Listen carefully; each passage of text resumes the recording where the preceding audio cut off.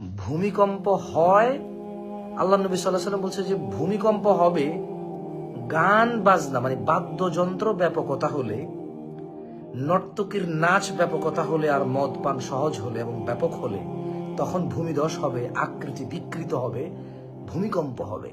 আর ভূমিকম্পর নিউজই হয়, ভূমিকম্প সম্পর্কে যে তথ্য ইউটিউবে যে দেখতেছি নিউজ চ্যানেলে, এই তথ্যই দিচ্ছে ব্যাকগ্রাউন্ড মিউজিক দিয়ে।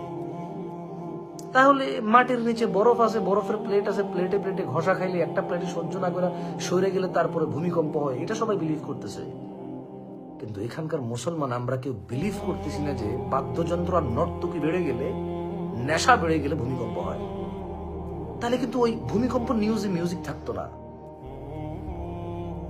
এবং আমি ওই নিউজের নিচে কমেন্টস গুলো চেক করেছি, কারো কোনো আপত্তি নাই যে আপনি যে মিউজিক ব্যাকগ্রাউন্ড দিয়ে যে আপনি নিউজটা চালাচ্ছেন,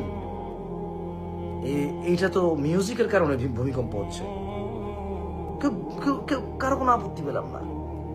সে 2022 সালে চিটগং একটা লেকচারে বলেছি যে আপনার গান বাজনা বাজানোর কারণে ভূমিকম্প আসবে, এই 10 তলা 20 তলা বিল্ডিং টিকবে না।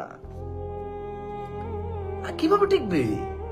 ইযা যুলজিলাতিল আরদু জিলজালাহা, যখন মাটি বা পৃথিবী প্রবল কম্পনে প্রকম্পিত হবে, ও আখরাজাতিল আরদু আথকালাহা, মাটি যখন তার ভারসমূহ নিক্ষেপ করবে বা উৎক্ষেপ করবে বা বের করবে, ওয়াকাল আল ইনসান, মানুষ বলবে মা লাহা, কি হয়েছে, কি হয়েছে বলতে পারবে, বাট কেন হয়েছে ওইদিকে খেয়াল করা উচিত। ওই কেন হয় ভূমিকম্প, এটা যদি খেয়াল না করি, তাহলে মাটি যখন সবকিছু বের করে দিবে তার ভারসমূহ, তখন বলতে হবে মা লাহা, কি হয়েছে।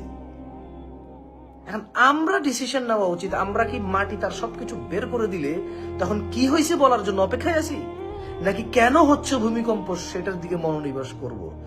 যদি আপনারা ভূমিকম্প না চান, তাহলে বাদ্যযন্ত্র শুনবেন না, নর্তকীর নাচ দেখবেন না, আপনার পরিচিত কেউ, নিজের পরিবারের কাউকে নাচতে গাইতে দিবেন না, তাইলে ভূমিকম্প ইনশাআল্লাহ আসবে না। পৃথিবী you can make it stable. এই পৃথিবী টিকবে যতদিন আপনি পৃথিবীর ভারসাম্য বজায় রাখবেন। যেমন পরিবেশ ততদিন সুন্দর যতক্ষণ আপনি প্লাস্টিকের বোতল না ফালান, পলিথিন না ফালান, বাসার ডাস্টবিনের ময়লা যেখানে সেখানে না ফালায় দেন, ধোঁয়া, পেট্রোল ডিজেলের ধোঁয়া এগুলো আপনি না করেন, ততক্ষণ পরিবেশ সুন্দর। গাছপালা না কেটে ফেলেন, পশু পাখি না মেরে ফেলেন, ততক্ষণ পরিবেশ সুন্দর, ভারসাম্য থাকে পরিবেশের।